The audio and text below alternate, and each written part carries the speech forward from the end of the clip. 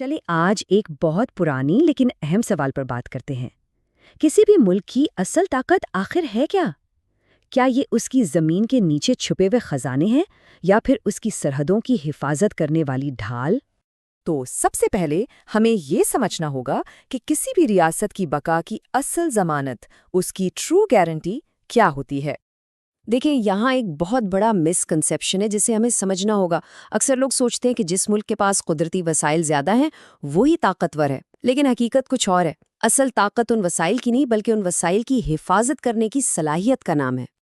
اچھا، اس بات کو سمجھنے کے لیے وینزویلا سے بہتر مثال شاید ہی کوئی ہو۔ ایک ایسا ملک جس کے پاس بظاہر سب کچھ تھا، لیکن پھر بھی وہ اپنی دولت کو اپنے لیے بوجھ بنا بیٹھا۔ ذرا سوچیں، کاغذوں پر وینزویلا ایک معاشی دیو تھا۔ کیوں؟ کیونکہ اس کے پاس تھے دنیا کے سب سے بڑے تصدیق شدہ تیل کے ذخائر، 300 ارب بیرل سے بھی زیادہ۔ اور یہ صرف تیل کی بات نہیں تھی۔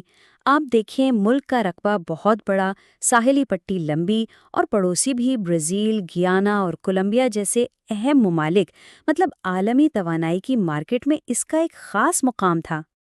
لیکن یہاں ایک لیکن ہے۔ اسٹریٹجی کی دنیا میں ایک اصول ہے، اور وہ یہ کہ نقشے پر پڑی دولت طاقت نہیں ہوتی۔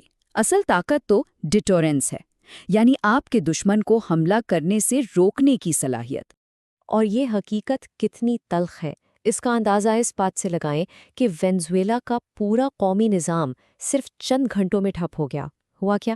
پہلے مرحلے میں ان کے ریڈارز بند ہوئے، پھر کمانڈ سینٹرز آف لائن ہو گئے، اور آخر میں ان کا پورا ایئر ڈیفنس سسٹم مفلوج ہو کر رہ گیا۔ تو سبق کیا ملا؟ یہی کہ جب حملہ ہوا تو نہ تیل کے کنویں کام آئے، نہ بڑی بڑی موٹر ویز۔ بات بالکل صاف ہے، اگر آپ کے پاس دفاع نہیں ہے تو آپ کی معیشت صرف ایک عارضی عیاشی ہے جو کبھی بھی چھن سکتی ہے۔ اچھا، وینزویلا کی کہانی تو ہم نے دیکھ لی، اب ذرا تصویر کا دوسرا رخ دیکھتے ہیں۔ بات کرتے ہیں پاکستان کی، جہاں صورتحال بالکل مختلف ہے۔ یہاں موازنہ بہت دلچسپ ہے۔ ایک طرف وینزویلا، وسائل بے تحاشا لیکن دفاع کمزور، دوسری طرف پاکستان، وسائل محدود لیکن دفاع ناقابل تسخیر۔ ایک کا انجام اسٹریٹجک تباہی، دوسرے کا اسٹریٹجک خود مختاری۔ تو پاکستان کے معاملے میں وسائل کی کمی کے باوجود ایک چیز ایسی ہے جس پر کوئی سمجھوتا نہیں ہو سکتا، اور وہی اس کی اصل پہچان ہے، اور وہ ہے اس کی دفاعی صلاحیت۔ یہی وہ طاقت ہے جو عالمی سطح پر اس کی آواز میں وزن پیدا کرتی ہے، ایک ایسی آواز جسے کوئی نظر انداز نہیں کر سکتا۔ تو یہ طاقت آتی کہاں سے ہے؟ اس کے پیچھے جو اسٹریٹجک تصور ہے اسے ڈیٹرنس کی زبان کہتے ہیں۔ آئیے ذرا اسے سمجھتے ہیں۔ یہ جو بیان ہے نا کہ اگر ہمیں ڈوبنے پر مجبور کیا گیا تو ہم آدھی دنیا کو ساتھ لے کر ڈوبیں گے، یہ کوئی جذباتی بات یا خالی دھمکی نہیں ہے۔ نہیں، یہ ایک بہت سوچا سمجھا اسٹریٹجک پیغام ہے۔ اسٹریٹجی کی زبان میں اسے کہتے ہیں کریڈیبل ڈیٹرنس، مطلب ایک ایسا قابل اعتماد دفاعی پیغام جو دشمن کو یہ باور کرا دے کہ حملہ کرنے کی قیمت اتنی زیادہ ہوگی کہ وہ اس کا تصور بھی نہیں کر سکتا۔ یہ وہ زبان ہے جسے دنیا کی بڑی طاقتیں اچھی طرح سمجھتی ہیں۔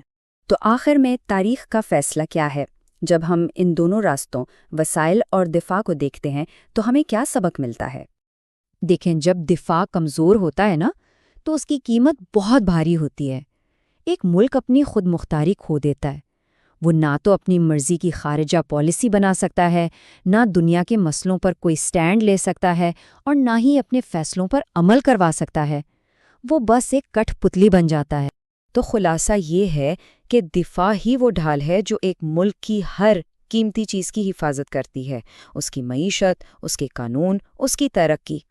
اگر یہ ڈھال کمزور ہے تو سارے وسائل ایک بوجھ بن جاتے ہیں، اور اگر یہ ڈھال مضبوط ہے تو پھر ریاست اپنا مستقبل خود لکھنے کے قابل ہوتی ہے۔ تو آخر میں سوال وہی رہ جاتا ہے، مستقبل کون لکھتا ہے؟ وہ قوم جو صرف امیر ہے یا وہ قوم جو مضبوط بھی ہے؟ تاریخ اس کا جواب بار بار اور بہت واضح طور پر دے چکی ہے۔